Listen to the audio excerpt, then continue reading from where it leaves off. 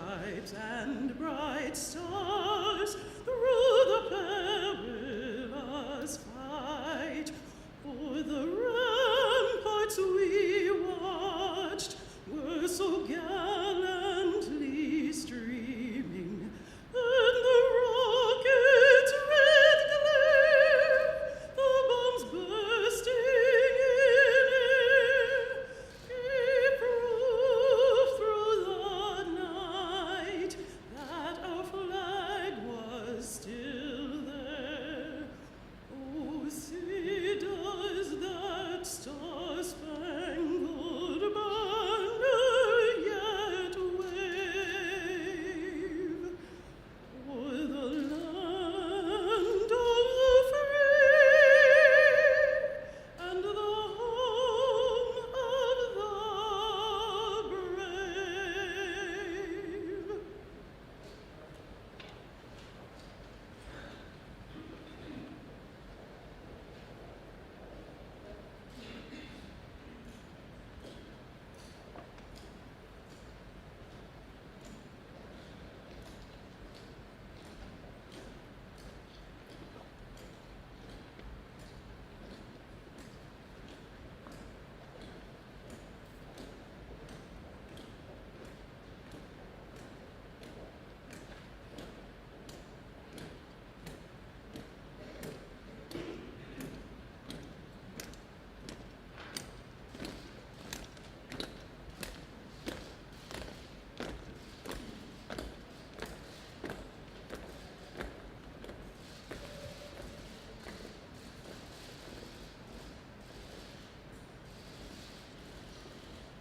Ladies and gentlemen, please be seated.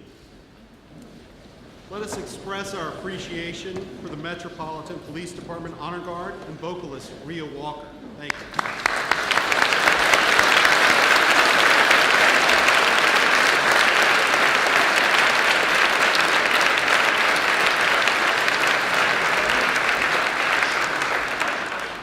Good afternoon and welcome.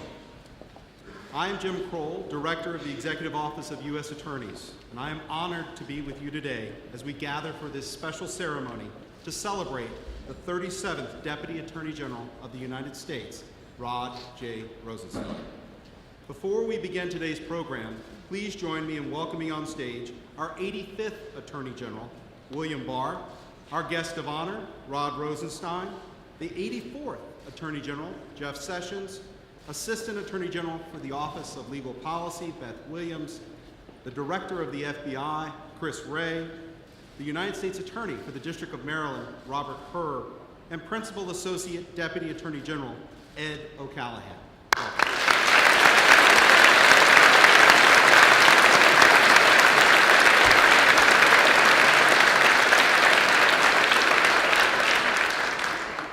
Also joining us today in the audience, I would like to welcome Kellyanne Conway, Counselor to the President, Secretary of Health and Human Services, Alexander Azar, Senator Richard Burr, Senator Tom Cotton, and Congresswoman Susan Brooks, as well as Deputy Secretary of State John Sullivan. Thank you all and all of our distinguished guests for being here today. Thank you for coming.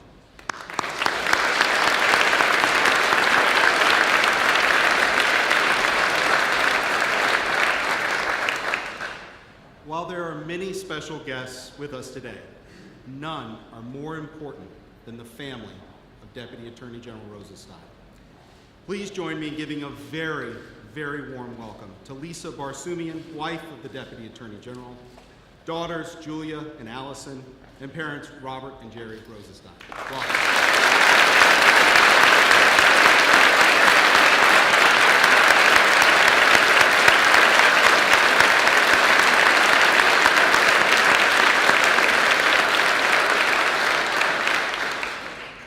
The entire department greatly appreciates the enormous support that you have provided to our Deputy Attorney General as he dedicated himself to seeking justice, to keeping our country safe, and to ensuring that the law is enforced equally and fairly for all.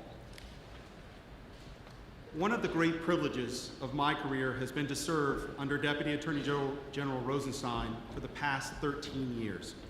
From the time then U.S. Attorney Rosenstein hired me as an assistant U.S. attorney in Maryland, I have appreciated his perseverance, his professionalism, and his unwavering dedication to the rule of law. As Deputy Attorney General, he brought these qualities with him to Washington, where they have served him and us incredibly well for the last 2 years. The department will miss him, but he leaves behind a legacy of lawyers who know what true public service looks like because of his leadership. Our first speaker this afternoon is one of those lawyers who, like me, has been fortunate enough to serve under both U.S. Attorney Rosenstein and Deputy Attorney General Rosenstein. Robert Hur is the 48th United States Attorney for the District of Maryland, where he previously served as an Assistant U.S. Attorney for 7 years. Prior to his confirmation as United States Attorney, Rob served as the Principal Associate Deputy Attorney General. At this time, it is my great pleasure to introduce Robert Hur.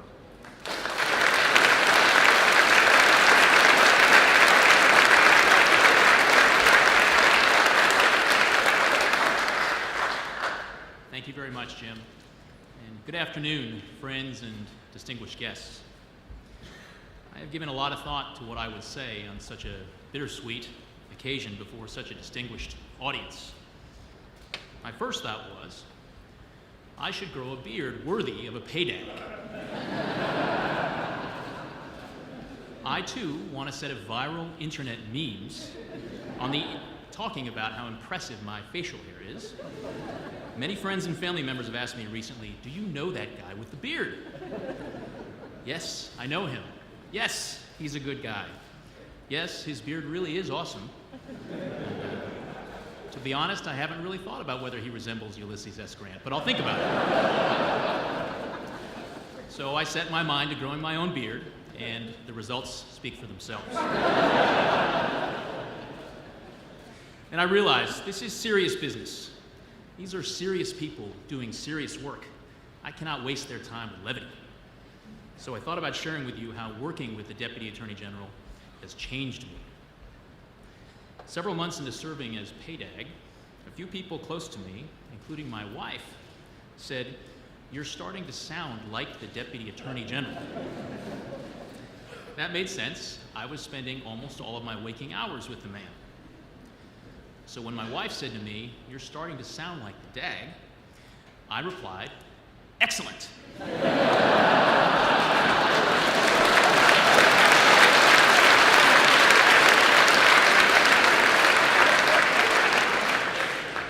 Keep moving forward. Justice Jackson, rule of law. My wife shook her head and turned away. I maintained my deadpan expression.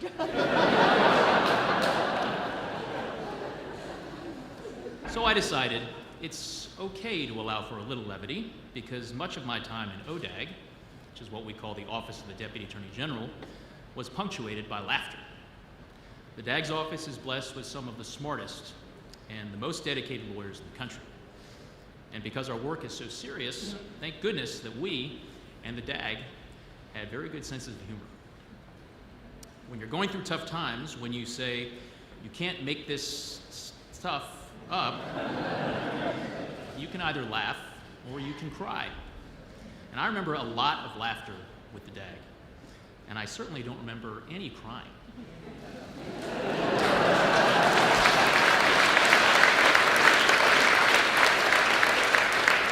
To borrow a phrase from Tom Hanks in A League of Their Own, there's no crying in ODAG. Now, some of the laughter was mischievous. I had the privilege of accompanying the DAG on a trip to China, where he represented the department at an Interpol meeting, and we discussed the scourge of fentanyl with Chinese authorities. The Chinese, to be honest, did not know what to make of me, perhaps wondering if I could understand what they were saying without the aid of interpreters. I could not. I do not speak a lick of Chinese, as the DAG knew, but I had told the DAG that my kids were taking Mandarin lessons because it seemed like a pretty useful language to know. Now, the DAG, during the exchange of pleasantries, shared with our Chinese counterparts, Mr. Hur is teaching his kids Mandarin.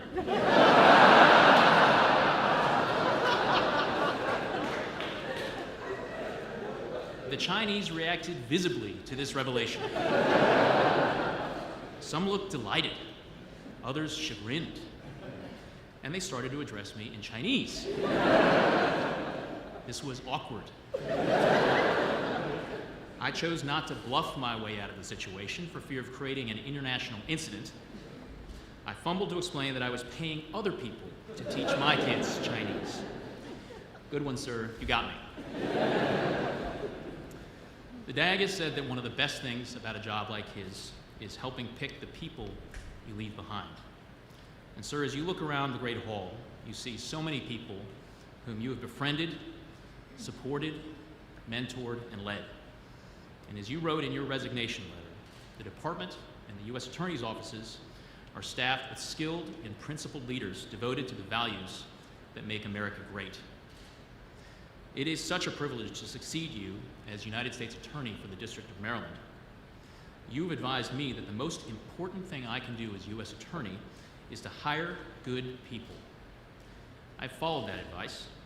One of my favorite things to do is to welcome new hires to the office on their first day, share with them my thoughts on the importance of safeguarding the department's reputation for integrity, and administering the oath of office. I know that this oath is familiar to you, sir, as you have administered it to many AUSAs and sworn the oath many times yourself during your decades of service with the department. Swearing an oath is no small thing. It forces us to slow down and mark with solemnity a significant challenge we're about to take on. We do not swear oaths to do easy things. Oaths are about serious things that require real fortitude and commitment. Entering military service, testifying in court, beginning a marriage, and becoming a police officer. And it's fitting that on the eve of Police Week, we take note of the extraordinary challenges that law enforcement officers face routinely. Doing jobs with high stakes and significant discretion, we may be tempted to do the easy wrong instead of the hard right. But often, there is no easy choice. There will be intense scrutiny, pressure from all sides, armchair quarterbacking, and personal attacks no matter what you do. You simply get good advice, think carefully, make the call you believe is right, and then take the hits. DAG, you have fulfilled your oath. You have defended the Constitution. You have borne true faith and allegiance to the same. And you have well and faithfully discharged the duties of your office. It is hard to imagine the Justice Department without Rod Rosenstein. But in case you're interested, we do have a vacancy in Greenbelt right now. You would be a great AUSA. DAG, you showed how to fulfill your duties with grace, humor, and dignity. You took the hits, and you kept it classy. We will continue to do our best to do the same. Thank you.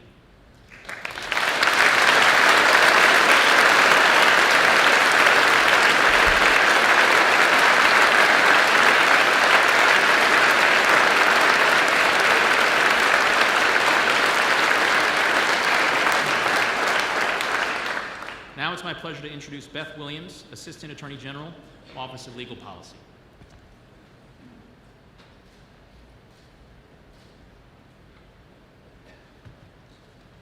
Good afternoon. It is an honor to be here with you today and to say a few words about our Deputy Attorney General, Rod Rosenstein. Much has and will be said about Rod's public-facing role, but I'd like to share some thoughts with you about the Rod Rosenstein that I know.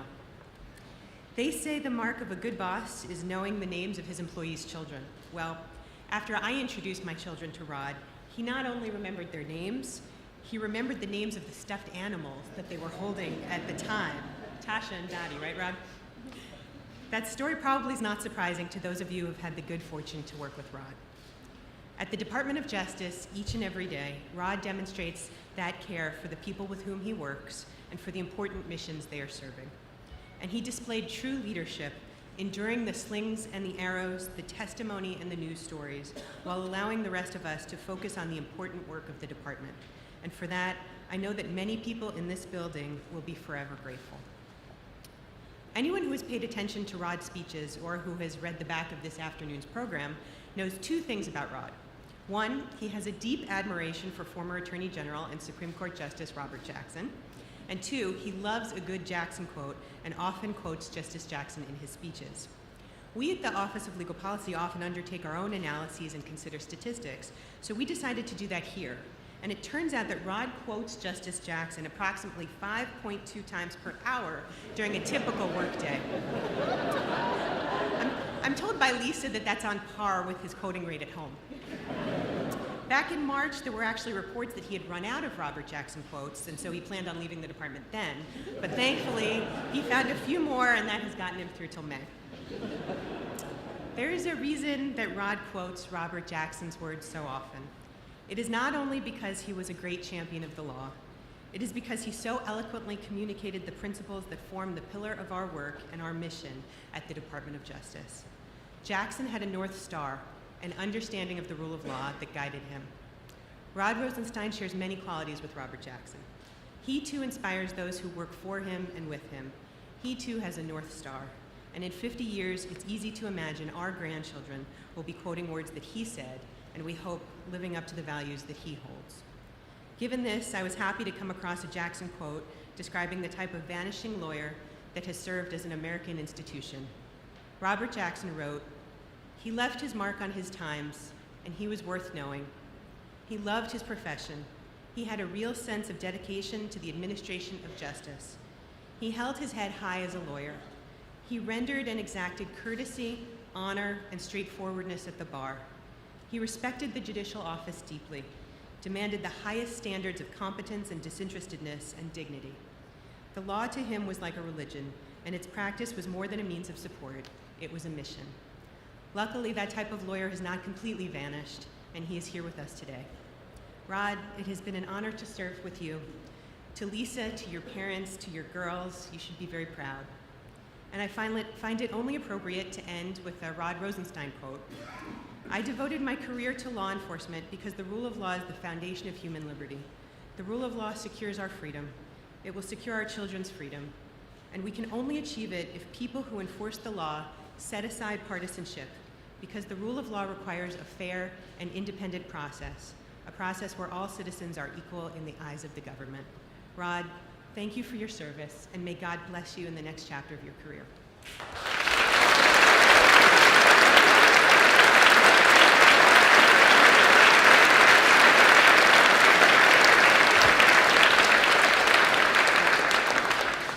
Thank you, Beth. It is now my pleasure to welcome the 84th Attorney General back to the Department of Justice as our next speaker. Like today's guest of honor, before joining the department's leadership, Jeff Sessions served as a United States Attorney for 12 years. Most recently, General Sessions led the Department of Justice from February 2017 to November of 2018. It is wonderful to have him back home for this occasion. Ladies and gentlemen, please welcome Jeff Sessions.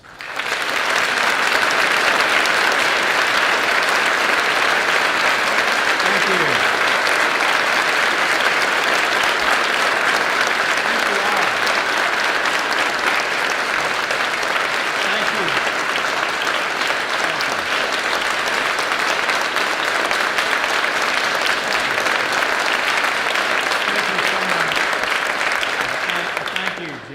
For your remarks and your service to this department as EOUSA Director, and your energy and leadership really played a powerful role in having the best group of United States attorneys ever.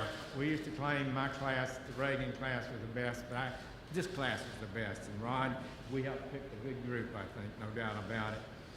So I'm honored to be back with all of you to share this special moment with Rod and the department that we love. Today marks the departure of one of the Department of Justice's most important leaders in its history. Rod came here almost 29 years ago and has held the deputy position in this, $27 billion agency for a little over 2 years. Before that, he was a member, held a number of key positions in the department, including being the United States Attorney for Maryland for 12 years.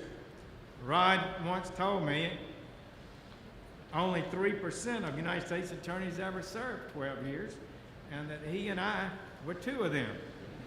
Now, I don't know how he calculated that, but as you know already, he's good with numbers. Wharton School of Business perhaps had something to do with that. Some of our prosecutors and U.S. attorneys know he's good with numbers too, because if they're not performing, they hear from him about their numbers. Well, I had heard of Rod before I met him and remembered how he was nominated by President Bush for a circuit court judgeship, but was blocked by certain senators. That was another thing we had in common.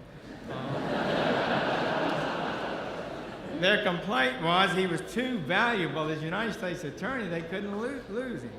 Well, that was a much kinder thing than they said about me. Say that for you, Rod. So as I considered my choice for Deputy Attorney General, I knew that I had been away from the department for some 25 years, that I needed a proven prosecutor, a crime fighter. That was going to be a top priority of what we were doing. I wanted someone who understood all the aspects of the department, who knew this department, a strong manager, and a man of the law who believed in the law, and a man of integrity. He shared my view on so many of these matters, on good law enforcement policies, that if you do the right things effectively, you can make our communities safer. Crime does not have to go up if you do it right. He knew that homicides and violent crimes had jumped in the previous 2 years. He was committed to adopting policies that would reverse those trends. We discussed how to identify and confirm the great United States Attorney group that we were moving forward. He understood the importance of state and local law enforcement, and that it was essential for our federal team to work with them if we were going to reduce crime. 85% of our people are state and local. In fact, we have assembled a truly great group here, and he did. We discussed the importance of enhancing discipline within the department, following our rules, following the rules, following the law, and avoiding the politicalization and leaks and other things that seem too often to occur. We discussed the importance of adhering to the rule of law. We discussed that quite a bit, frankly. It was a top matter in our discussions, I believe, as we discussed what we might do together at this department. So I had watched the Office of Attorney General from afar in Alabama as an assistant United States attorney and as United States attorney, almost with a sense of awe. On the Senate Judiciary Committee for 20 years, I had another ability to see the office from a different perspective. So when we came in, I had no doubt, Richard, there would be a lot of controversies. And during my tenure, the Office of Attorney General just frequently finds itself at the vortex of law and politics and separation of powers. But in truth, I have to say, our run exceeded my expectations. Considerably. So when I recused, using the recent words of Attorney General Barr, the baby fell to rot. That's just the way it was. The so-called collusion investigation became his, and it was no little matter. There was a continual uproar. Decisions had to be made, and those decisions fell to him, and they fell to him alone. He had become the Attorney General for this matter. He made every decision based on his best judgment of what he thought was best for this country. He stayed the course during some of the most difficult times in the history of the department. So the investigation was ongoing when he arrived. He didn't start it. And once started, it's my observation over the years, these things just become unstoppable. They have to work their will. Having worked for independent counsel Ken Starr, Rod understood better than most the nature of the special counsel, its regulations. He concluded that justice would be best served by appointing a special counsel, and he chose the respected Bob Mueller, all in accordance with the procedures of the Department of Justice. These procedures had been set up, fortunately, for just such times as this. Mr. Mueller was given the support and time needed to complete his work. Pursuant to the regulations, Mr. Mueller prepared a report to the Attorney General for his decision. Attorney General Barr reviewed the report, made his judgment, as was his duty. Perfect justice according to California Supreme Court Justice Macklin Fleming a number of years ago, is not achievable, he said, in this world. Perfect justice can't be achieved. And to pursue perfect justice, he says, can cause us to lose what justice we can achieve. So at the end, our system, judgments are rendered by juries and judges and other adjudicators. Some of those decisions are final and non-reviewable, some can be reviewed. But in America, we are committed to a lawful process. We believe that truth is best found and justice best achieved if the correct process is followed properly, fairly. To deviate from established procedures strikes at the heart of justice in America. Rod, you did your duty as it fell upon you. You didn't ask for it, that's for sure. You initiated the process, you followed the regulations. The system worked its will. What more can a public servant do?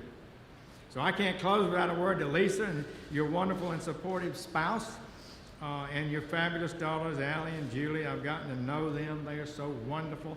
And I have to say my admiration for you is risen knowing them because they're so fine.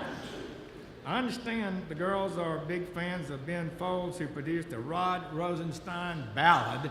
You know, I don't know if it hit the top of the charts, but it was pretty good.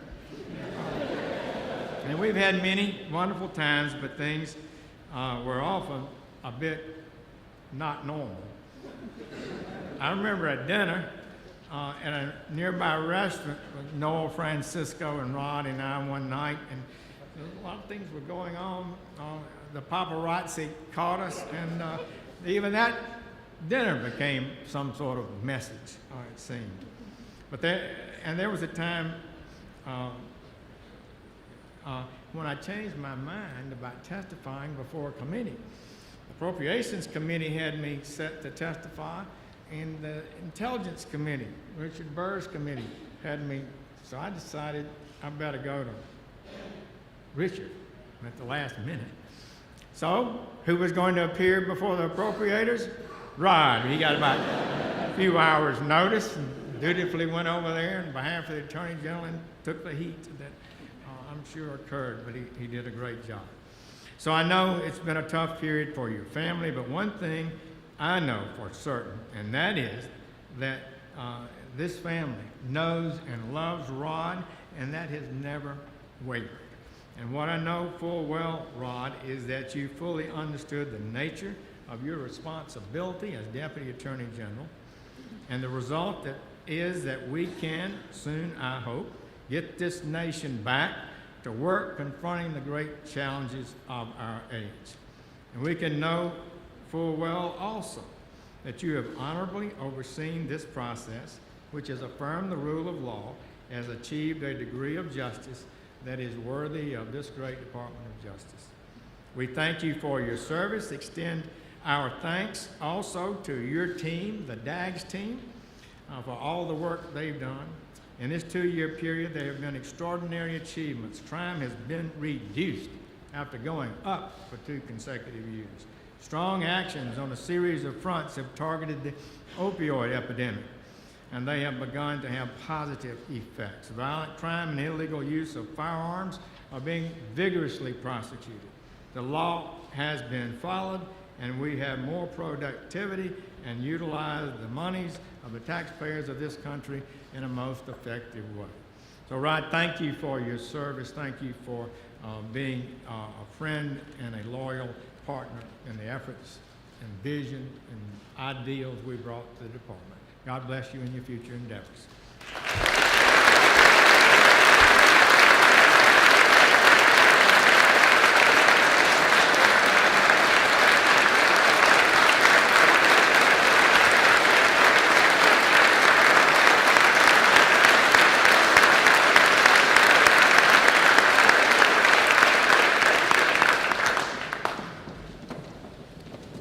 Thank you, General.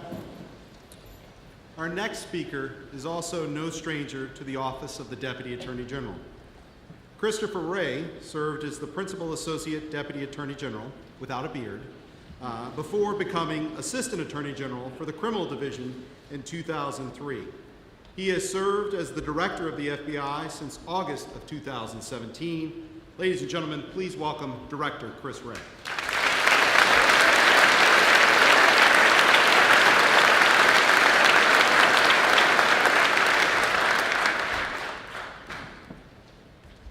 Well, there are a lot of great traditions at this department, but one of them is opportunities like this to all come together at one time and to celebrate the leadership and service of a valued colleague like Rod. And I have the honor today of presenting a gift that carries a special meaning to all of us charged with enforcing the laws of the United States. We have a shadow box here that includes the badges worn by our law enforcement agents, inspectors, deputy U.S. marshals, and correctional officers. And these are folks whose sacrifice is unique. They risk their lives. Sometimes, tragically, they lose them to keep all of us safe. And the DOJ law enforcement organizations represented in this shadow box include ATF, BOP, DEA, FBI, Interpol Washington, JMD's Security and Emergency Planning Staff, OIG, and the Deputy U.S. Marshals.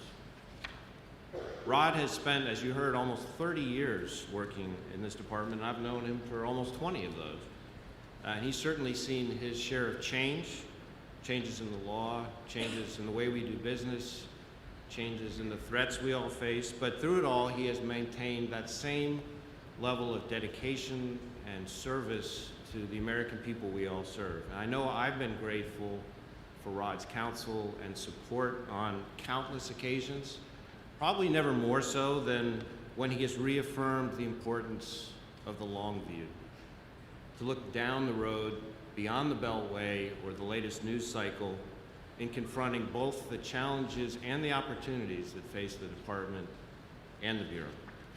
He's a friend whose service has weathered the test of time, and that is something we should all admire. As you've heard, Rod is a huge fan of Attorney General Robert Jackson, and it's getting to the point where nobody can find a Robert Jackson quote that he hasn't used, as you heard. But we managed to find one that we think he has not used, which is near and dear to us. Attorney General Jackson was speaking to the FBI National Academy in 1940, and in his remarks, General Jackson commended them for their devotion to the honorable but often thankless task of law enforcement. So Rod, on behalf of the men and women in law enforcement, we appreciate the chance to commend you and ensure that this day is anything but thankless. And on behalf of the entire Department of Justice, we want to present you this shadow box with gratitude for your service, for your friendship, for your patriotism, and we wish you all the best in your next chapter.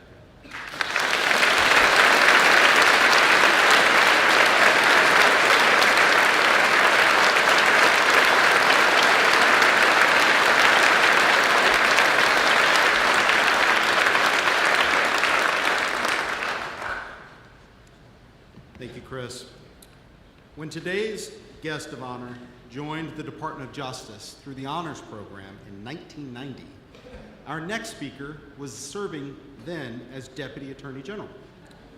Shortly thereafter, General Barr began his first tour of duty as Attorney General of the United States, first serving in that role as the 77th Attorney General of the United States from 1991 to 1993.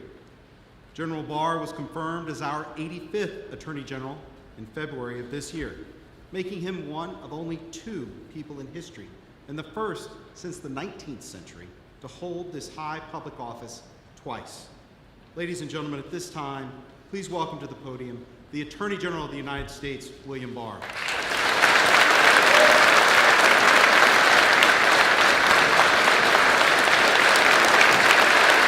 Thank you. Thank you.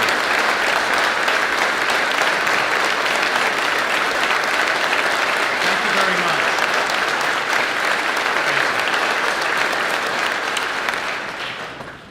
Thank you very much. Before I begin, there's a matter that I feel has to be resolved before Rod leaves the building. Rod, could you come up, please, and stand next to me? Take my position. Yeah, there's up next. There's been a debate raging for the last few months, and I think we have to get it resolved and decided tonight. And that is, which one of us is capable of the most deadpan expression?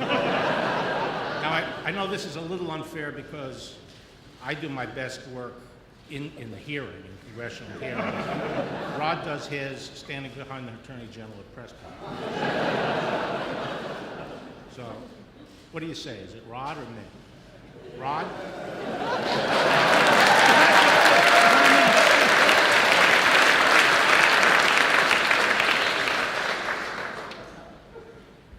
Thank you for all being here, and thanks to everyone who put this event together. You know, it's not traditional to hold a farewell ceremony for Deputy Attorney General in the Great Hall, but this is Rod Rosenstein, and given what Rod has given to this department, the years of service and his achievements, we all know that it's the right thing to have Rod's farewell ceremony here today. Now, this occasion honors Rod not only for his tenure as Deputy Attorney General, but also for his nearly 3-decade career here at the department.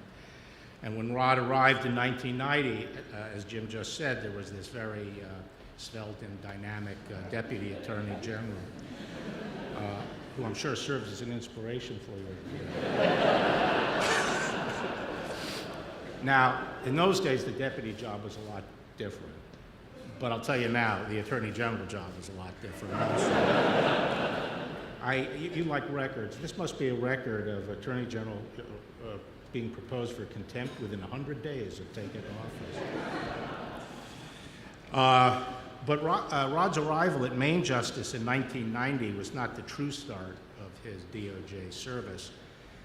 As a law student at Harvard, Rod interned at the U.S. Attorney's Office in the District of Massachusetts, and the acting attorney, U.S. attorney in that office at the time was none other than Bob Mueller. And Bob then went on to be Assistant Attorney General for the Criminal Division, where Rod was first assigned as an honors program lawyer. Little did we know that we would be getting the old band back together again.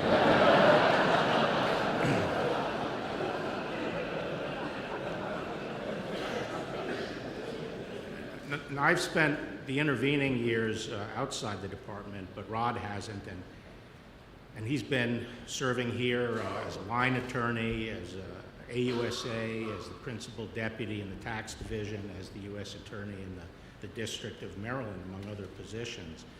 And I had the good fortune to interact with Rod over the years a few times, and I recognized him as a superb lawyer who was dedicated to the department. But I've been particularly fortunate to return to the department and to work with Rod in his latest role as the Deputy Attorney General. On a personal level, it's been a real privilege and a pleasure to have him with me these last several months. It's a matter of public record that we've spent a great deal of time together of late, but less well known, though certainly known to all of you here assembled, are Rod's characteristics that he brings with him to the office every day. Exceptional intelligence, sound judgment crafted from experience, composure even under the most intense pressure and scrutiny, and above all, an upbeat spirit and keen sense of humor. And I leaned heavily on all of those qualities over the past few months, and so thank you, Rod, for your support and your friendship. Now, the attributes I've just described have made Rod an exceptional leader.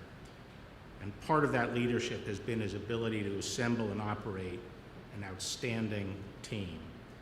In my opinion, Jeff Sessions and Rod played a decisive role in putting together, I think, the strongest team of presidential appointees in the department that I can ever remember. And the department and the country will long benefit from the focus and energy that Rod put into that process. And Rod assembled an outstanding staff in the deputy's office. As we all know, the deputy's job is perhaps the most challenging management position in the government today. Rod has excelled in that role. And he would be the first to tell you that a large part of his success has been the team of consummate professionals he recruited and forged into an effective and efficient staff in the Office of the Deputy Attorney General. Rod's legacy of leadership is also reflected in the department's record of accomplishment under his stewardship.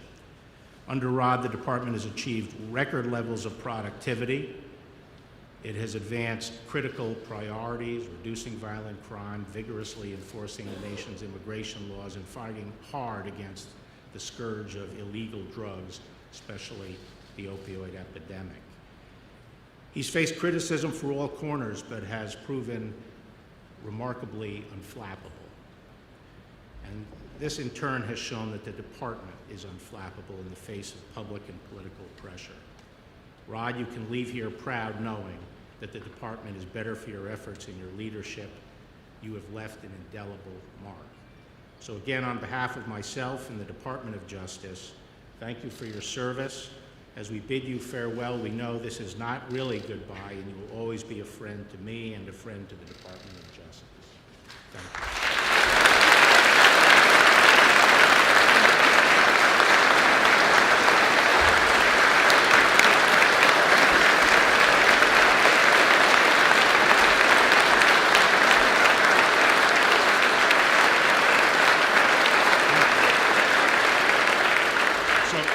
Another tradition at the department is when a deputy attorney general steps down is to present him with an American flag that has been flown over the main justice building. And so on behalf of your friends and colleagues here at the department, it is my honor to present this flag to you.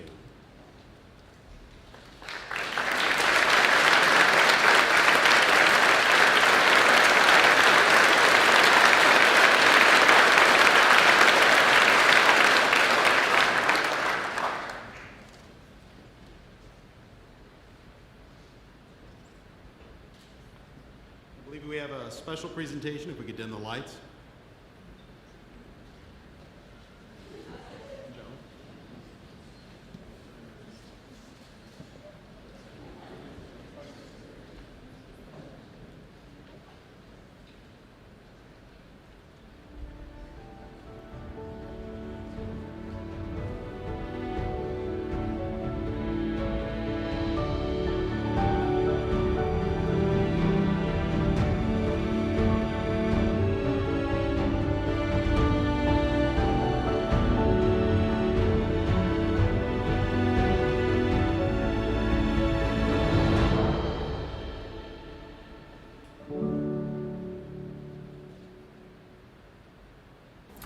I first met Rod when he came for an interview, having applied for a clerkship in my chambers. My immediate impression was that I want this fellow to clerk for me. He was really extraordinarily helpful as a clerk in terms of penetrating the issues and the cases, discussing them with me, doing first drafts of opinions, everything that a clerk could possibly be expected to do, he did extremely well. It was clear to me that he was going to have a brilliant career. First time I met Rod was when I was back in the public integrity section in 1990. He showed up fresh from a clerkship there. He looked even younger than his age at that time. He made an impression on a lot of people just because he took the job right away. He was very enthusiastic, clearly very smart, hardworking. He was ready for virtually anything we could throw at him.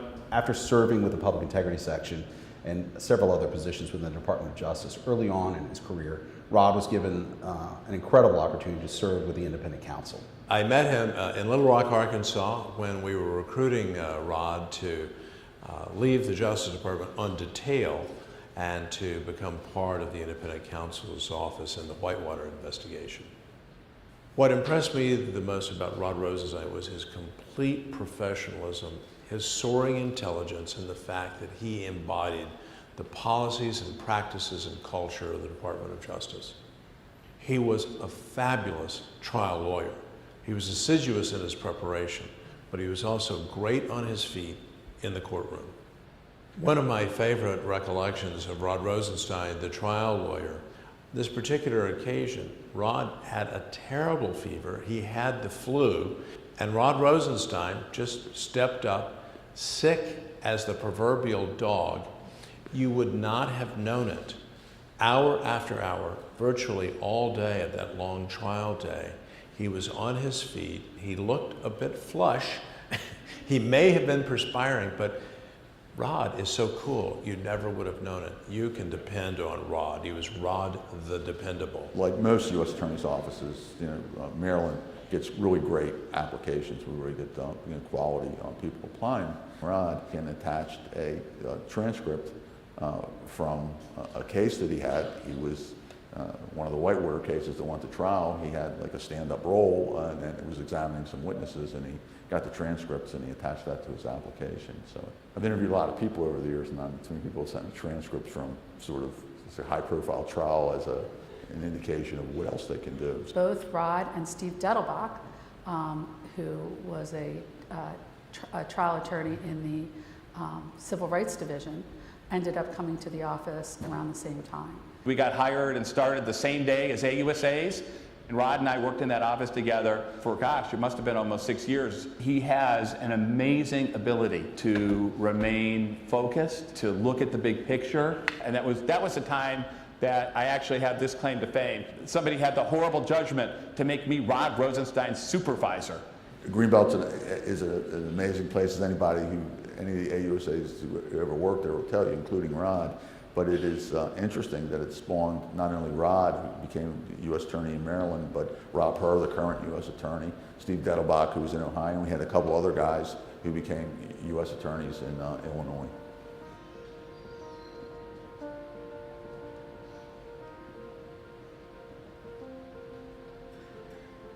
Rod recognized when he became U.S. Attorney then that the key problem in Baltimore was violent crime, and he was determined to try to do something about that. Maryland, historically, has had a number of public corruption cases, and certainly during Rod's tenure. It was a corruption case where we were prosecuting some state and local partners. There was a lot of sensitivity there, but we also needed their help to get the case done. Rod was very careful and very, very concerned about making sure that we were partners with our state and locals who were involved in the operation, but also, we're going to have to answer to the fact that some of their officers had become involved in this particular corruption matter. The way he ran the U.S. Attorney's Office was very hands-on, he knew what was going on in the cases. He loved hearing about the trials. I think he really missed trial work, and he did do one 6-week trial as a second chair when he was U.S. Attorney. It was really hard for him to be out of the office for 6 weeks, but he loved it, and it was a great case. To us in Baltimore, we just know him, like I said, as Rod. And we know him that way because he always put the community first, and law enforcement is a local thing. It really is not a national thing, it's local.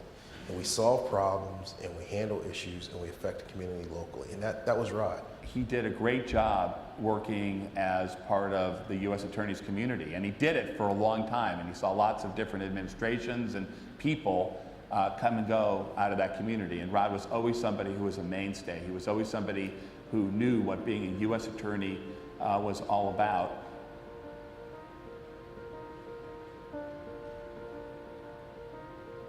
When you look at Rod Rosenstein's background, experience, and accomplishments, how could you do any better than Rod Rosenstein as the Deputy Attorney General of the United States? I don't think you could. The first time I met Rod was when he was the nominee to be Deputy Attorney General. He came over to the Department of Justice, then he was still the U.S. Attorney in Maryland, and I got the opportunity to sit down with him and tell him whether the good news or the bad news, depending on your perspective, that he was stuck with me to help shepherd him through the confirmation process. And I remember from that first initial interaction just being blown away, not only by his intellect, there's a lot of smart people in the department, but his passion, his knowledge, his confidence. I just remember thinking, oh my gosh, this individual really is the full package. One of the things that made Rod Rosenstein such an attractive candidate and nominee for someone like me to work with was his broad base of support. As you are aware, his confirmation process ended spectacularly. He had a great confirmation hearing and then ultimately was confirmed with 94 votes, which in this era is just unheard of, to have 94 people in the U.S. Senate support you.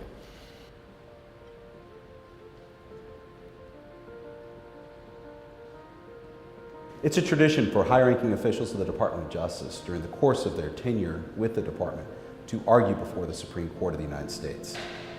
Rod was particularly interested in this because he had served as an appellate lawyer throughout his career, and he was particularly effective, once again, before the High Court.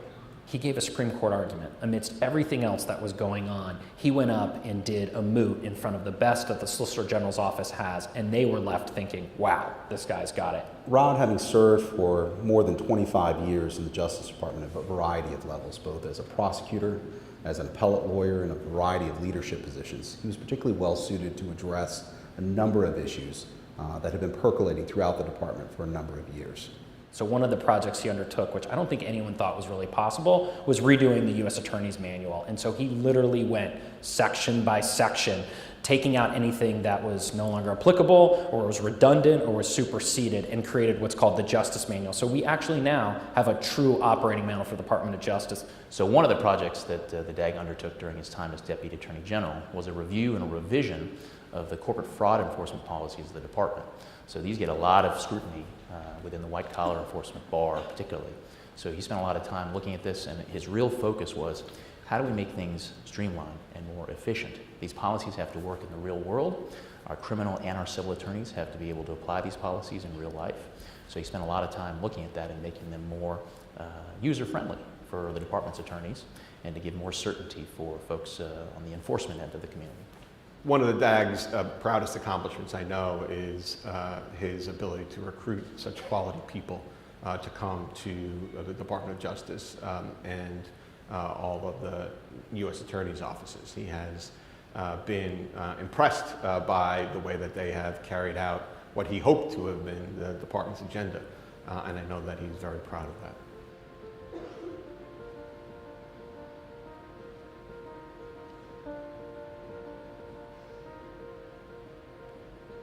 The investiture ceremony for me as U.S. Attorney in Baltimore, one of the things I said to the children in the audience was working with the Deputy Attorney General and Director Wray was like working with a couple of superheroes. You knew the whole time that they were utterly committed to keeping us all safe and doing the right thing. I think given the times we live in right now, Rod was the right man for the job of Deputy Attorney General. He's somebody who had the background to assume that office. And having worked his way up from a line prosecutor in the department all the way to U.S. Attorney, having spent time at Maine Justice as well as out in a U.S. Attorney's office. His tenure at the Department of Justice is what the Department of Justice and the U.S. Attorney's offices are all about, trying to do the right thing every day. And it's an honor to call myself a friend.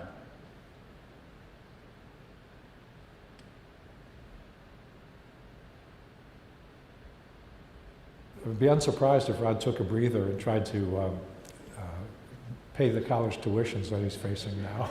So the year is 2030, and we are having a similar celebration, but it's Rod swearing into the Supreme Court. I could see Rod Rosenstein probably working again for me.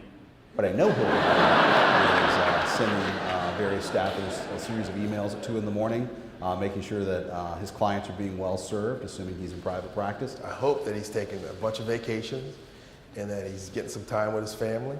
He would be a great college university president. I hope I see him in a place where he's taking it down a notch and where he's relaxing and getting to take some vacation time that he didn't take over the last 3 decades, and spending some time with Lisa and the kids. I absolutely could see him coaching for the Orioles. He played on our softball team every year, and we were the USA O's because we were in Baltimore. So he already has a head start. He already played for the O's, so now he could coach the O's.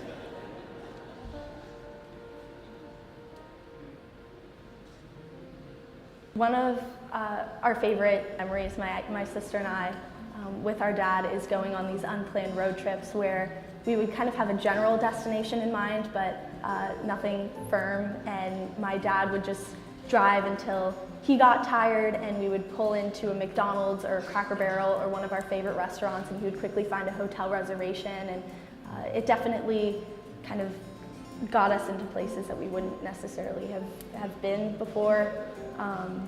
And we definitely enjoyed kind of the adventurous part of that, not necessarily knowing exactly where we were going and not having a plan, which definitely changed once the marshals came in, just because they really like to have a plan. One of the things that I love most about my dad is that he always makes time for me, my sister, and my mom, no matter how busy his day is or his week is. One of the things that I really like about my dad is he's always there for me, no matter what I have going on, what kind of assignment I need a question answered on. He will always call me, text me, FaceTime me, whatever, and try to get that question answered. Before my soccer tryouts, I used to watch this motivational video, and it had a Rocky Balboa quote in it. And it ain't about how hard you hit, it's about how hard you can get hit and keep moving forward, how much you can take and keep moving forward. And it kind of became one of our quotes, and he would say it to me when I had a lot of things going on, and I would say it to him when he had a lot of things going on. So for his birthday, I got it inscribed on a plaque, and he has it up in his office. It became Twitter famous when he talked about it in one of his speeches, so I was really proud of that. I think so. I could definitely see him being a professor, maybe not at my college right now, but it would be really cool if he was a professor at whatever law school I decided to go to. He may find himself in Little Rock, Arkansas. Every time he talks about, his face kind of lights up. I don't think my dad's gonna stop working anytime soon, but I do hope that in the future he takes a few breaks every once in a while on the weekends and just drives down to the beach.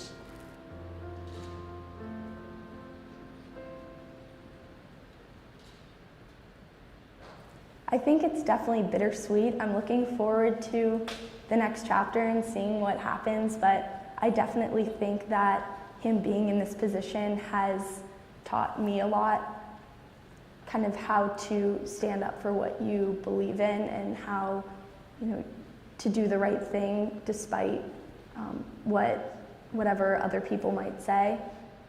One of my favorite things to do on a Friday or Saturday night is to watch a movie with my dad, and I've noticed, most of my friends don't kind of feel that way. They don't, whenever their parents are home, they don't want to go do something, and there's been so many times when my friends have asked if I want to go out, and I'd say, oh, I really want to go watch a movie with my dad, just because I think we end up actually spending more time together because we have less time to spend together, and I think that's kind of been a great thing. I think that it's also been an experience that has brought our family together, my mom, my sister, and I especially, just because it's something that we all share and that, we can talk about, and it brings us closer, and it's something that is a really unique experience to us that we'll obviously have for the rest of our lives. So one of my dad's favorite songs is Humble and Kind. I think it really resonates with him. Obviously, I see him as someone who's very humble and very kind, and he'll sometimes play it in his office when he's doing work, and it makes me smile because, that's how I see him, and I really just hope that's how everyone else sees him too.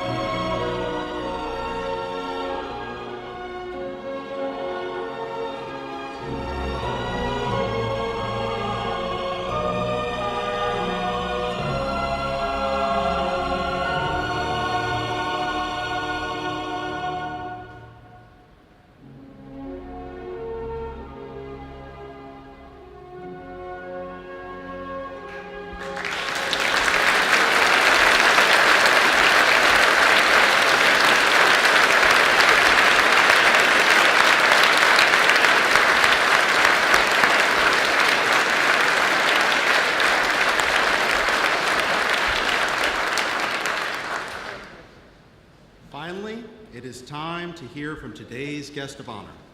Much could be and has been said about the Deputy Attorney General's 30 years of distinguished service to the Department of Justice, and you are all closely acquainted with his many accomplishments. The Deputy Attorney General has often reminded us that our system of government is not self-executing. It relies on wisdom and self-restraint. Throughout his career with the department, Rod Rosenstein has tempered zeal with kindness. He has sought the truth. He has served the law, and he has approached each task with humility. He has served as a guardian of the rule of law and preserved it in his time for many future generations. I have no doubt that Justice Jackson would approve. Ladies and gentlemen, please welcome Deputy Attorney General Rod Rosenstein.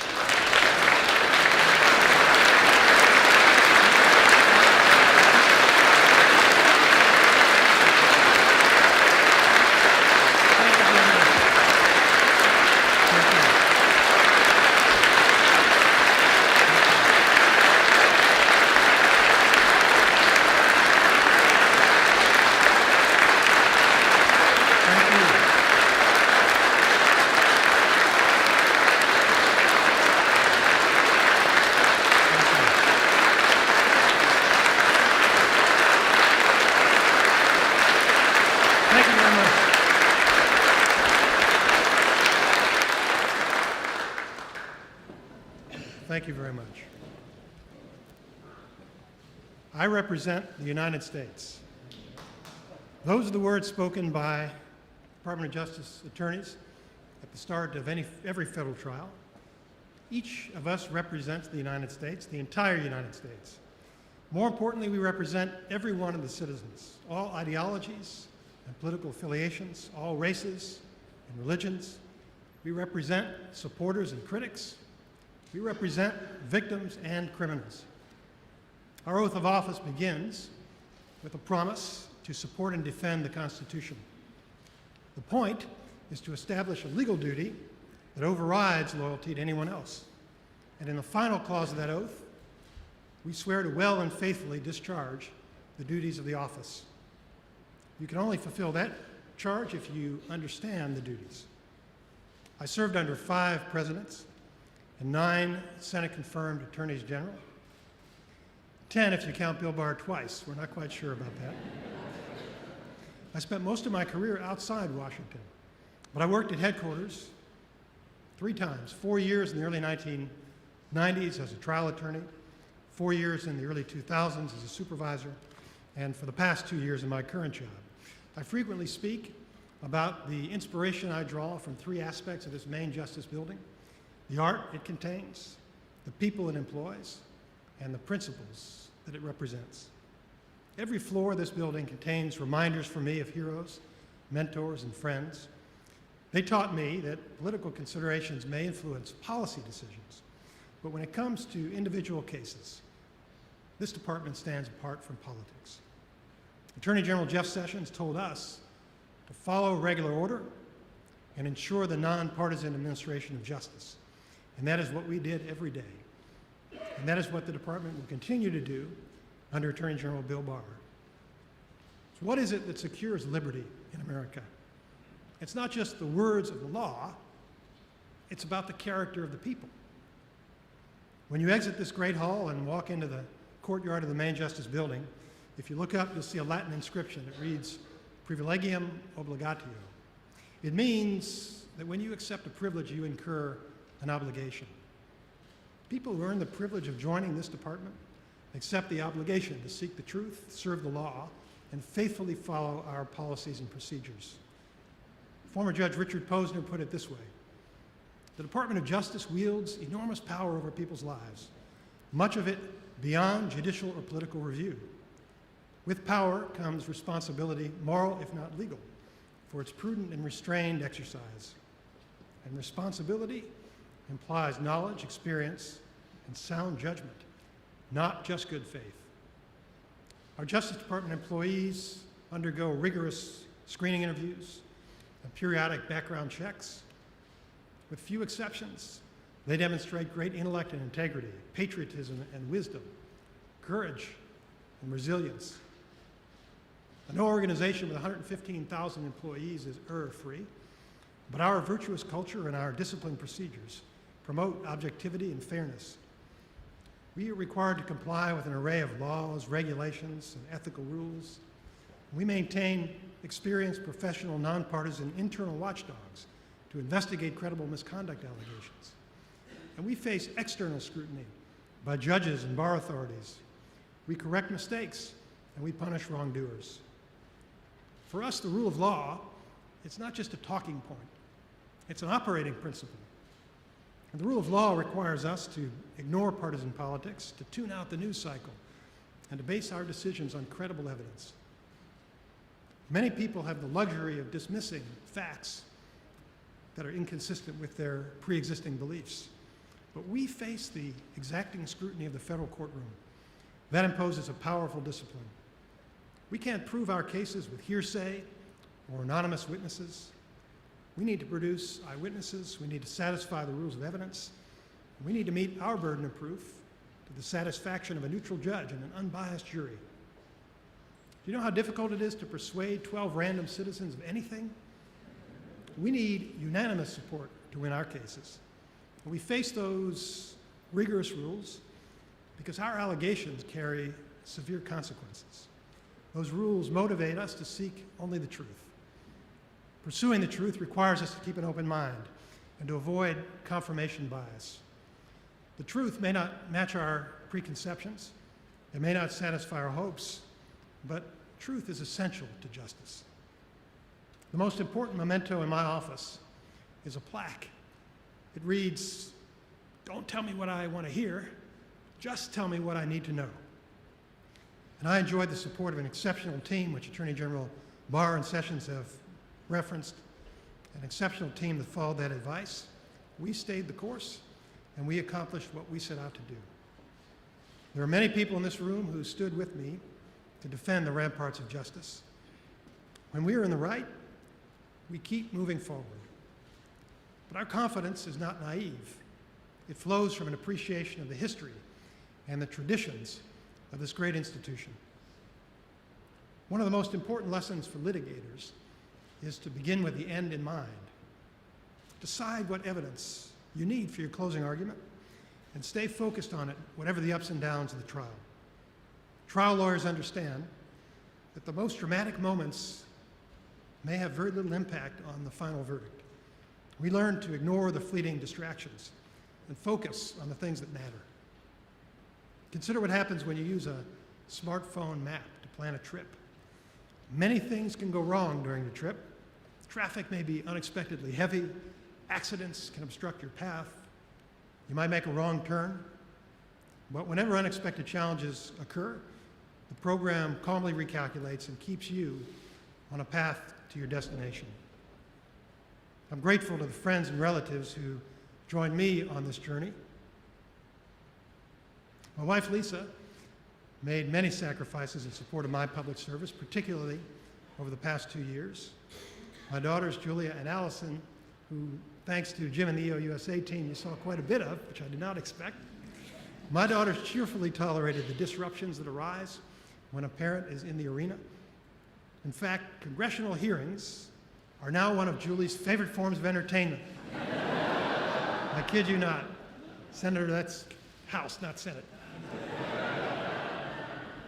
And Allie enjoys reminding me that I was mistaken when I told her that Deputy AG was a low-profile job. Well, my parents, Robert and Jerry Rosenstein, never wavered in their confidence. Lisa's mother, Alice Barsoomian, is another steadfast supporter, and she arrived today with my sister-in-law, Lona Barsoomian, and her children, Veronica and Patrick. And there are friends here from elementary school, high school, college, and law school, judges and defense attorneys who shared some of my most memorable trial experiences, colleagues and supervisors who guided me, administrative employees who kept the work flowing, law enforcement agents who spent nights and weekends with me, interviewing witnesses, prosecutors who joined me in the trenches. These are the men and women of federal law enforcement. They are some of America's best, brightest, and most patriotic citizens. They deserve our admiration and our respect. Thank you.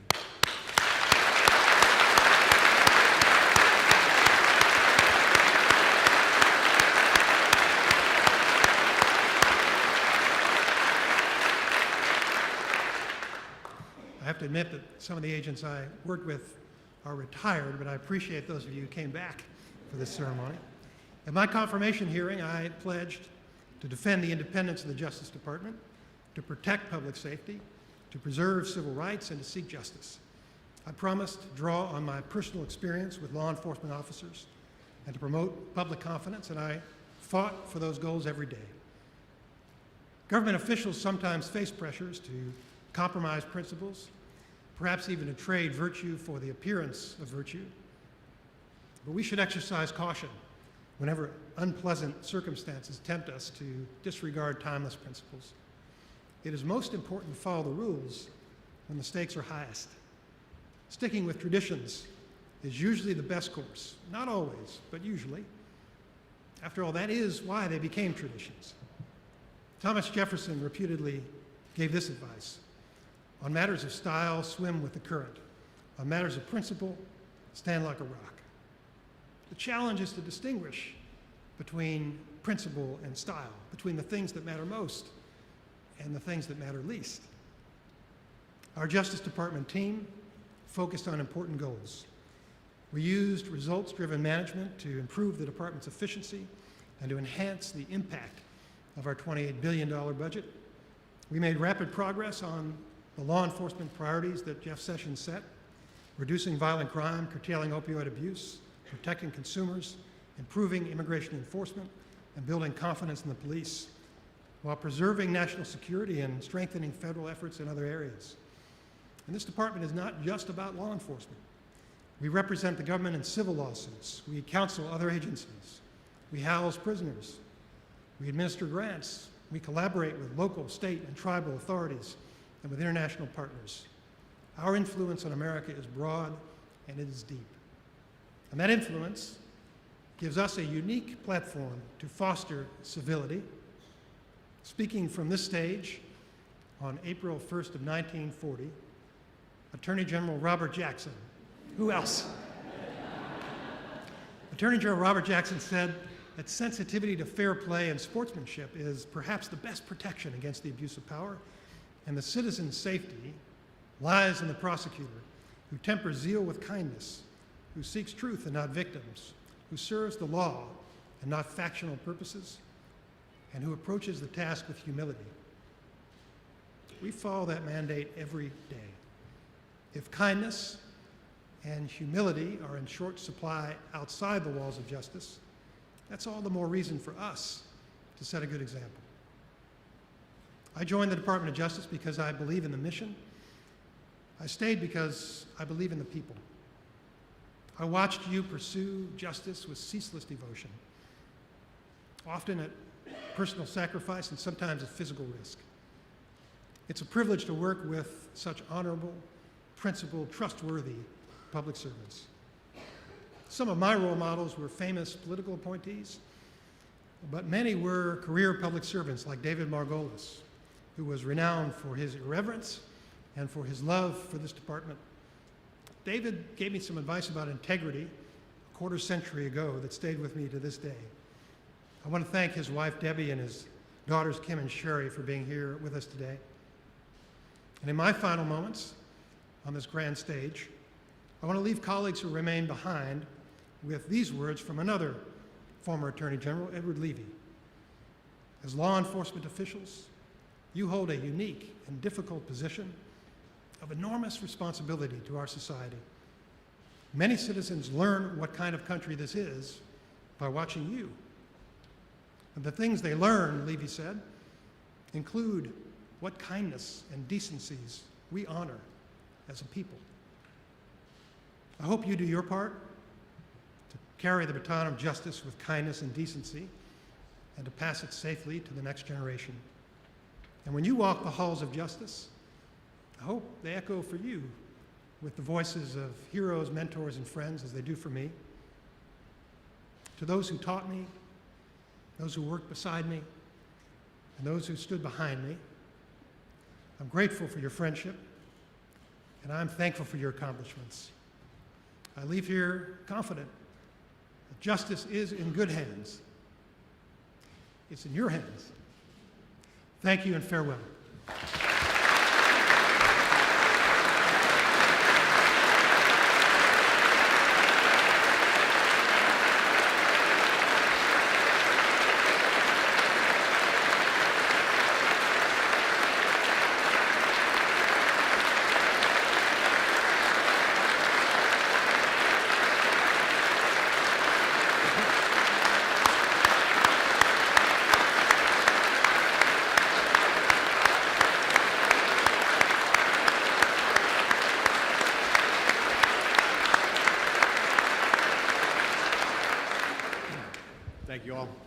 just have one more presentation for the DAG. As you have heard, I'm Ed O'Callahan, and I serve as the Principal Associate Deputy Attorney General. I've been in that role for the last year or so. It's affectionately known as the PAYDAG. And after hearing all the accomplishments of the DAG over his storied career, you might wonder, what do people do to actually support the DAG and his many accomplishments? Well, I know I have one thing that the DAG doesn't have, neither does Rob Hur or Chris Wray, and that's the beard. And you might think, what does the beard have to do with supporting the DAG? Well, I just thought I'd show you a few examples of how this beard has supported the DAG over the last year or so. Last fall, when the DAG went through some rough times, the beard was here to give him some support and comfort in a very difficult time. More frequently, the DAG called upon my beard to provide some stern gravitas to certain moments. For example, when he announced the indictment of several Russians in the 2016 interference with the election. The beard has also been used most recently to focus the media's attention on some important issues, such as who's the bearded guy behind the AG, the same day that some report was issued.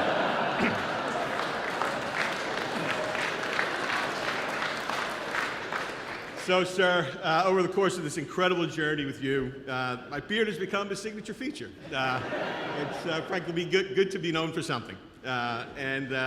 This has had such a profound and gratifying journey for me personally to be with you on it. I've actually struggled after seeing all the esteemed presenters here today to figure out what I could bestow on you to commemorate our time together. And we've all heard about the phrase, and I've heard it all my life, like he could give you the shirt off his back, and I would certainly do that. But I don't think that would be appropriate, and I don't think you need a shirt. But I do believe that to commemorate our time together, I will bestow on you the official PAYDAG beard.